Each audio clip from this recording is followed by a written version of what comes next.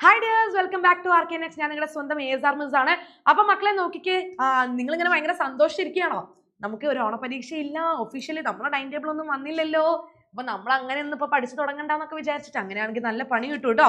Okay, എന്തായാലും നിങ്ങൾക്ക് school തലത്തിൽ ഒരു ഓണപരീക്ഷയുണ്ട്. ഈ ഓണപരീക്ഷയ്ക്ക് നിങ്ങൾക്ക് ഏതൊക്കെ സബ്ജക്റ്റിലെ എത്ര ചാപ്റ്റേഴ്സ് ആണോ ഉള്ളത്, ആ ചാപ്റ്റേഴ്സ് ഒക്കെ ഇപ്പോഴേ പഠിച്ചു വെച്ചാൽ നിങ്ങൾക്ക് ബോർഡ് എക്സാമിന് വലിയ പണി ഉണ്ടാവില്ല അല്ലെ. അപ്പൊ ഒന്ന് റിവൈസ് ചെയ്താൽ പോരെ. ഇപ്പോഴേ നമ്മൾ പഠിച്ചു തുടങ്ങുക എന്നുള്ളതാണ് നമ്മുടെ ലക്ഷ്യം. അപ്പൊ എന്ത് ചെയ്യുക, ഇപ്പോഴേ എല്ലാ സബ്ജക്റ്റിലെയും എടുത്ത ചാപ്റ്റേഴ്സ് ഒക്കെ കൃത്യമായിട്ട് പഠിക്കുക. ഈ ഓണ പരീക്ഷ സീരിയസ് ആയിട്ട് കാണുക കേട്ടോ. സ്കൂൾ തലത്തിലാണെങ്കിൽ പോലും ഇത് നമുക്ക് ഇമ്പോർട്ടൻ്റ് ആ. കാരണം ഒന്ന് ടീച്ചേഴ്സ് നമ്മളെ വിലയിരുത്തുന്നതാണ്, പിന്നെ ക്വസ്റ്റ്യൻ പേപ്പറിന്റെ പാറ്റേണും ക്വസ്റ്റ്യൻസിന്റെ പാറ്റേണും NCERT ടെക്സ്റ്റ് ബുക്കിൽ നിന്ന് വരുന്ന ചോദ്യങ്ങളുടെ ലെവലൊക്കെ നമുക്ക് മനസ്സിലാക്കിക്കൂടെ? യെസ്. അപ്പൊ മക്കളെ നോക്കിക്കേ, മിസ് എന്ന് പറഞ്ഞു തരാൻ പോകുന്നത് നമ്മുടെ ബയോളജിയിൽ നിന്ന് ഷോർട്ട് ആയിട്ട് ചോദിക്കുന്ന 5 മോസ്റ്റ് ഇമ്പോർട്ടന്റ് റിപ്പീറ്റഡ് ക്വസ്റ്റ്യൻസ് ആണ്. ഈ ചോദ്യങ്ങൾ ഇല്ലാത്ത പരീക്ഷ ഉണ്ടാവില്ല. നിങ്ങൾ ചോദ്യ പേപ്പറുകൾ എടുത്ത് നോക്കിക്കോ, നിങ്ങൾക്ക് മനസ്സിലാകും ഈ 5 ക്വസ്റ്റ്യൻസിന്റെ ഇമ്പോർട്ടൻസ് എന്താണെന്ന്. നമുക്ക് ഒന്നാമത്തെ ചോദ്യത്തിലേക്ക് പോകാം. ലിവിംഗ് വേൾഡിൽ നിന്നുള്ള ചോദ്യമാണ്. Write any 3 universal rules of binomial nomenclature. Binomial നോമൻക്ലേച്ചറിന്റെ 3 റൂൾ ആണ് ചോദിച്ചിരിക്കുന്നത് അല്ലെ. അപ്പൊ നമുക്കൊരു എക്സാമ്പിൾ വെച്ച് തുടങ്ങിയാലോ? മക്കളെ നോക്കിക്കടാ, മാങ്ങ മാഞ്ചിഫെറ ഇൻഡിക്കയാണ് സയന്റിഫിക് നെയിം അല്ലെ. നമുക്കറിയാം ബൈനോമിയൽ നോമൻക്ലേച്ചർ, ബൈ എന്ന് പറഞ്ഞ 2 അല്ലടാ. അപ്പം സയന്റിഫിക് നെയിമിന് മൊത്തം എത്ര കോമ്പണൻസ് ഉണ്ട്? 2 കോമ്പണൻസ് ഉണ്ടാവും അല്ലെ. ഏതൊക്കെയാണ്? ഫസ്റ്റത്തെ കോമ്പണന്റ് എപ്പോഴും എന്താവണം? ജനറിക് നെയിം, ജീനസ് നെയിം അല്ലേ. ആൻഡ് രണ്ടാമത്തെ കോമ്പണന്റ് എന്താവണം? Specific epithet, species name. Okay അല്ലേ?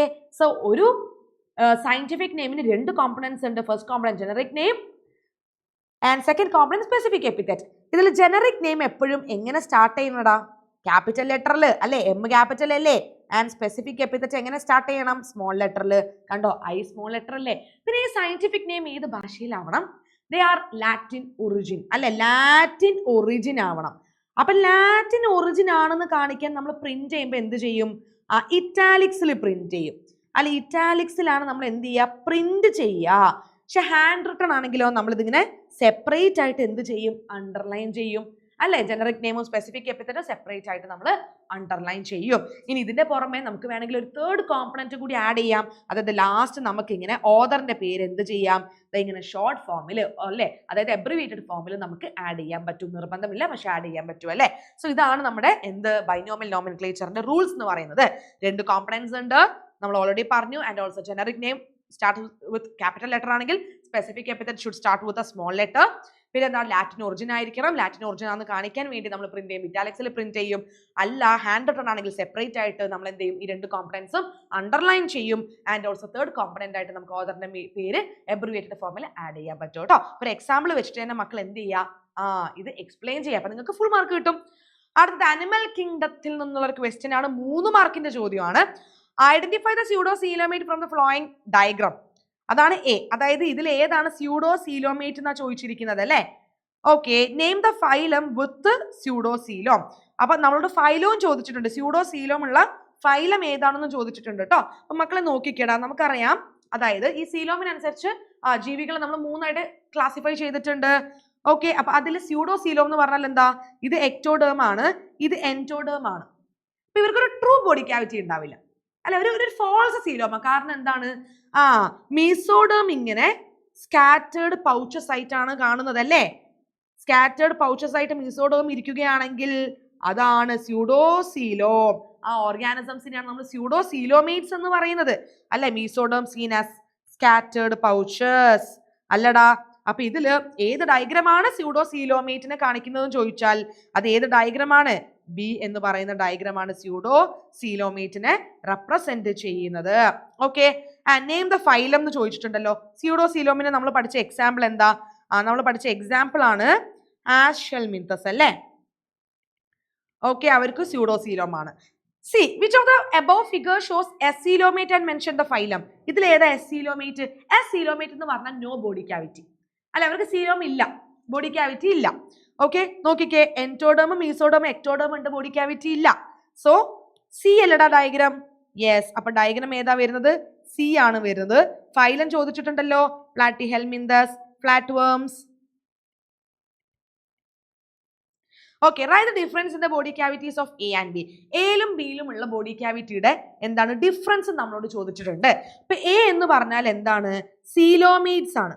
സീലോമീഡ്സ് ആണ് അല്ലെ? സീലോമീഡ്സ്. ഓക്കെ, ബി എന്ന് പറയുന്നത് നമ്മൾ പറഞ്ഞു എന്താണ്? സ്യൂഡോ സീലോമീഡ്സ്. സ്യൂഡോ സീലോമീഡ്സ് ആണ് അല്ലെ? സ്യൂഡോ സീലോമീഡ്സ്. അപ്പൊ തമ്മിലുള്ള ഡിഫറൻസ് അല്ലേ നമ്മളോട് ചോദിച്ചിരിക്കുന്നത്. നോക്കിക്കേടാ, സീലോമീഡ്സിന്റെ പ്രത്യേകത എന്താ അല്ലെ? നമ്മൾ കോഡേറ്റ സീലോമീഡ്സ് അല്ലെ? അനിലിഡ സീലോമീഡ്സ് അല്ലെ? ആർത്രോപോഡ സീലോമീഡ്സ് അല്ലെ? യെസ്, എന്താണ് വ്യത്യാസം? അതായത് ഇപ്പൊ സീലോമീഡ്സിന്റെ കേസിൽ എക്ടോഡേം ഉണ്ട്, എൻറ്റോഡേം ഉണ്ട്.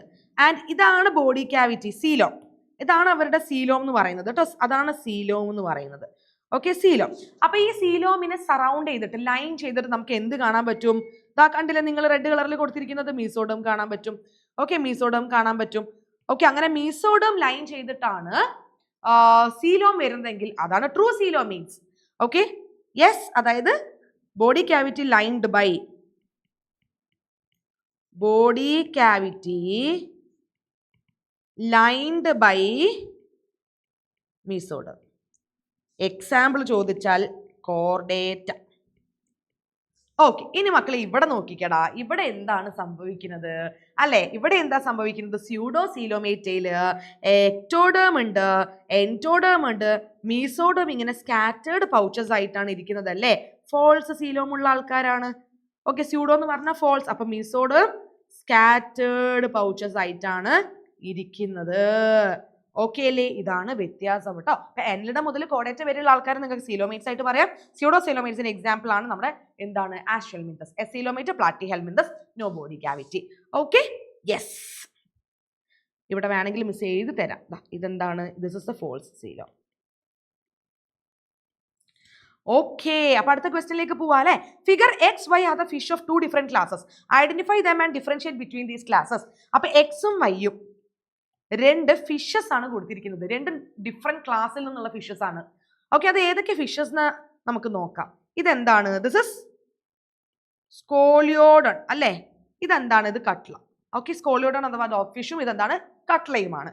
ഓക്കെ, സോ ഈ സ്കോളിയോഡൺ എന്ന് പറയുന്നത് കാർട്ടിലേജിനസ് എൻഡോസ്കെൽറ്റൻ ഉള്ള കാർട്ടിലേജ് ഫിഷ് ആണ്. അപ്പൊ അത് ഏത് ക്ലാസ്സിലാണ് വരിക? C cartilage fish, chondrichthyes. കട്ട്ലയാണെങ്കിൽ ബോണി എൻഡോസ്കെൽറ്റൻ ഉള്ള ബോണി ഫിഷ് ആണ്. അപ്പൊ അതെന്താണ്?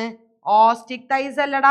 ഇപ്പൊ രണ്ട് ഡിഫറെന്റ് ക്ലാസ് എന്ന് പറഞ്ഞു, കോൺട്രക്ടൈസും ഓസ്റ്റിക്ടൈസും. അപ്പൊ നമുക്ക് ഒന്ന് ഇവരെ ഡിഫറൻഷിയേറ്റ് ചെയ്യാം അല്ലെ? നോക്കിക്കേ, കോൺട്രക്ടൈസ് എന്ന് പറയുമ്പോൾ കാർട്ടിലേജിനസ് എൻഡോസ്കെൽറ്റൻ ഉള്ള ആളാണ്.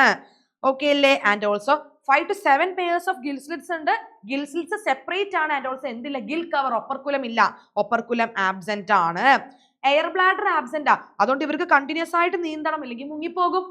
ഓക്കെ, പിന്നെ ഇവര് കൂടുതലും മെറൈൻ, അതായത് മെറൈൻ ആടാ, കടൽ ജീവികളാണ്. Streamlined body. മൗത്ത് എങ്ങനെയാ വരുന്നത് എന്നറിയോ?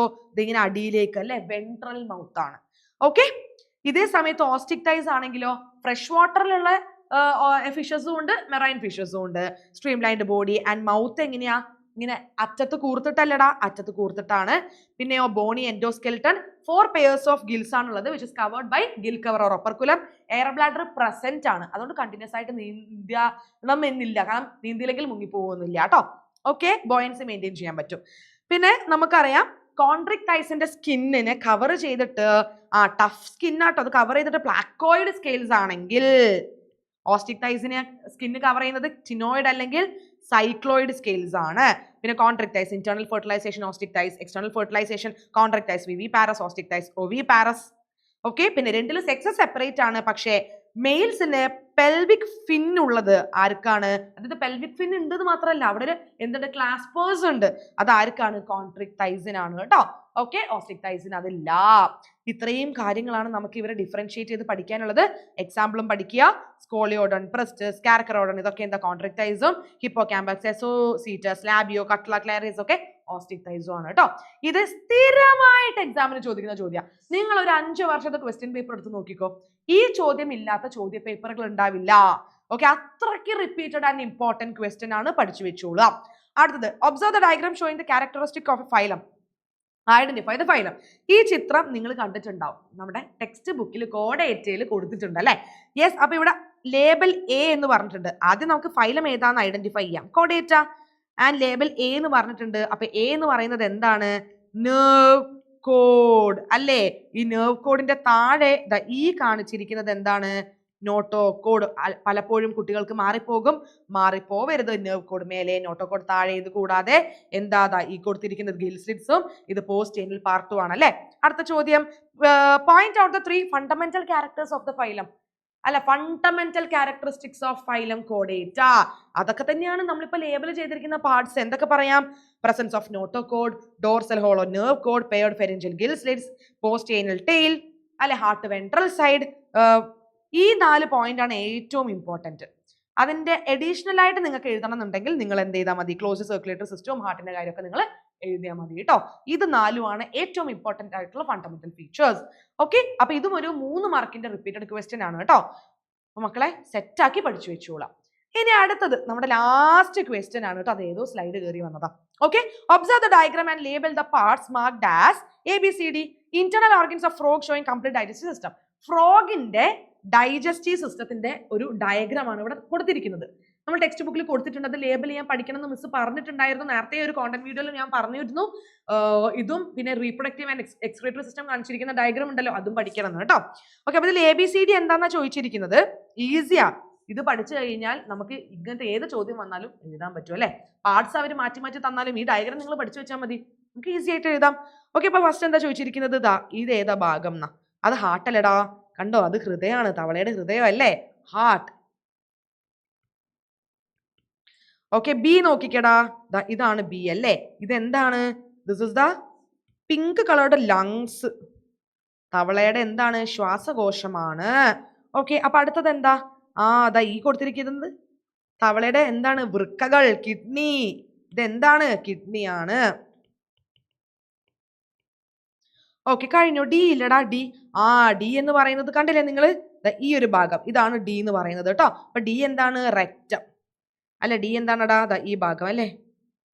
ഇതെന്താണ്? This is rectum.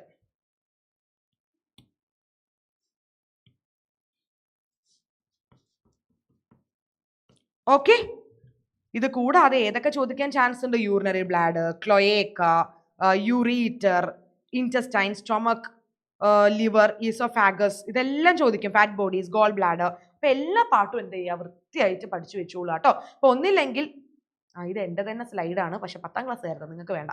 ഓക്കെ, അപ്പം ഇതല്ലെങ്കിൽ ചിലപ്പോൾ നിങ്ങളോട് ചോദിക്കുക റീപ്രൊഡക്റ്റീവ് സിസ്റ്റം കാണിച്ചിരിക്കുന്ന ഒരു ഡയഗ്രാം കൂടി ഉണ്ടല്ലോ, മെയിലിന്റെയും ഫീമെയിലിന്റെയും, അതായിരിക്കും ലേബൽ ചെയ്യാൻ ചോദിക്കുക. അപ്പൊ ഏതെങ്കിലും ഒന്ന് നിർബന്ധമായും വന്നിരിക്കും. സോ മക്കളെ, ഇത് കൃത്യമായിട്ട് പഠിച്ചു വെച്ചോളൂ. ഈ 5 ക്വസ്റ്റ്യൻസ് നമുക്ക് അത്രയും ഇമ്പോർട്ടന്റ് ആണ്. കാരണം ഈ ചോദ്യങ്ങളില്ലാത്ത ചോദ്യ പേപ്പറുകൾ നമുക്ക് കാണാൻ സാധിക്കില്ല. ഈ ചോദ്യങ്ങളുള്ള ചോദ്യ പേപ്പർ മാത്രമേ ഉണ്ടാവാറുള്ളൂ, അതുകൊണ്ടാണ്. അപ്പൊ അതിലൂടെ നമുക്ക് നല്ലൊരു മാർക്ക് സ്കോർ ചെയ്തെടുക്കാൻ പറ്റും കേട്ടോ. അപ്പൊ എക്സാം ഈസി ആവണമെങ്കിൽ ഇതുപോലെയുള്ള ക്വസ്റ്റ്യൻസ് നന്നായിട്ട് ചെയ്തു പഠിക്കുക. ഇനിയും ക്വസ്റ്റ്യൻസ് വേണമെങ്കിൽ കമന്റ് ചെയ്യുക. വീഡിയോ ഇഷ്ടപ്പെടുന്നെങ്കിൽ ലൈക്ക് ചെയ്യുക, മാക്സിമം ഫ്രണ്ട്സിന് ഷെയർ ചെയ്യുക. ഞാൻ ഇനിയും വരുന്നതായിരിക്കും. Till then Tata.